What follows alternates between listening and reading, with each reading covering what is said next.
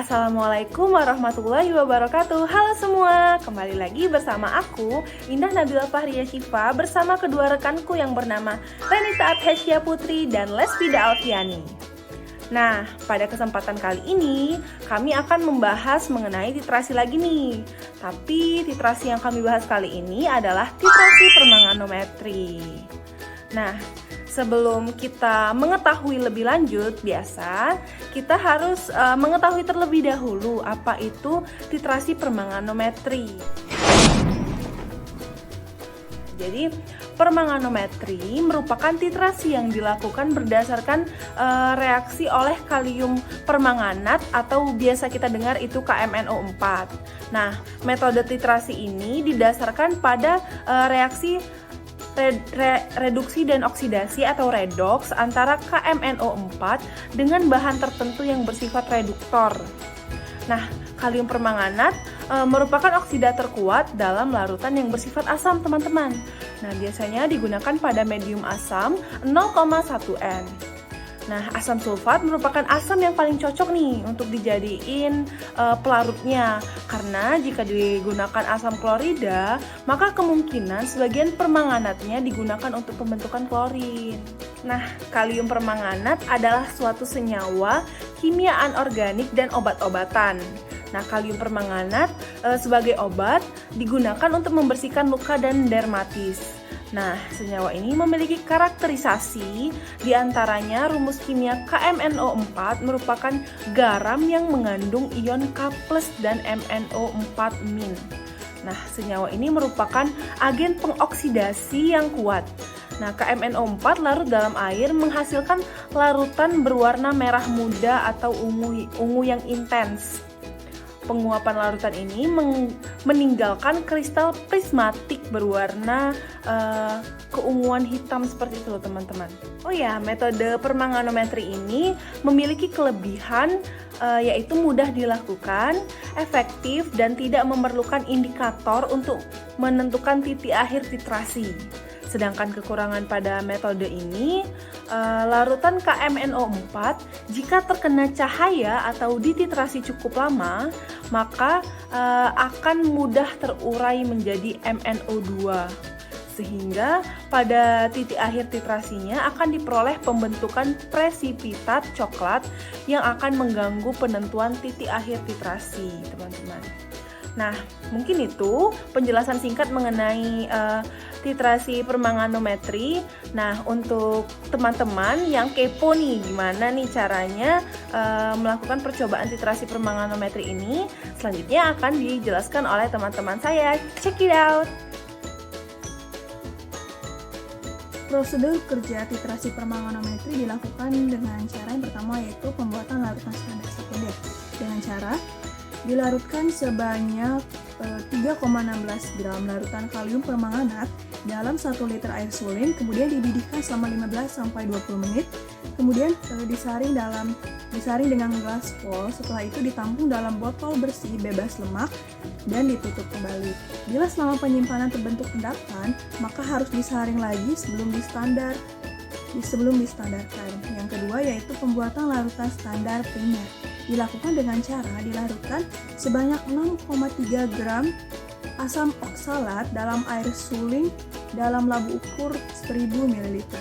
Yang ketiga yaitu pembakuan. Dilakukan dengan cara dipipet sebanyak 10 ml asam oksalat lalu dimasukkan ke dalam air mengalir. Setelah itu ditambahkan sebanyak 6 ml asam sulfat lalu dipanaskan pada temperatur 80-90 derajat Celcius. Setelah itu dititrasi dengan larutan kalium permanganat sampai terbentuk warna rose. Yang terakhir yaitu penetapan kadar H2O2. Dilakukan dengan cara dipipet sebanyak 10 ml H2O2 kemudian dimasukkan ke dalam air Meyer. Setelah itu ditambahkan sebanyak 6 ml H2SO4 atau asam sulfat lalu dipanaskan pada temperatur 40 derajat Celcius. Setelah itu dititrasi dengan larutan kalium permanganat sampai terbentuk warna rose. Praktikum analisa farmasi kuantitatif kali ini membahas mengenai titrasi permanganometri. Prinsip titrasi permanganometri berupa reaksi oksidasi dan reduksi pada suasana asam yang melibatkan elektron dalam jumlah tertentu. Titrasi permanganometri ini biasanya banyak digunakan dalam menganalisa zat-zat organik. Percobaan ini didasarkan pada reaksi redoks di mana kalium permanganat bersifat oksidator dari larutan uji dan sampel bersifat reduktor. Reaksi ini dilakukan pada suasana asam, yaitu dengan menggunakan asam sulfat. Asam sulfat merupakan asam yang paling cocok karena tidak bereaksi dengan permanganat. Fungsi penambahan asam sulfat ini antara lain untuk memberikan suasana asam. Hal ini dilakukan karena titik akhir titrasi lebih mudah diamati apabila reaksi dilakukan dalam suasana asam. Dan reaksi asam sulfat tersebut tidak menghasilkan produk dan tidak bereaksi dengan titran. Dalam suasana netral ataupun sedikit basah, maka akan terbentuk endapan coklat permanganat yang akan mengganggu. Oleh karena itu, titrasi ini dilakukan dalam suasana asam karena akan lebih mudah diamati titik akhir titrasinya. Pembakuan larutan ini dipanaskan pada suhu 80-90 derajat Celcius. Fungsi pemanasan antara lain untuk mempercepat terjadinya reaksi antara kalium permanganat dengan asam oksalat.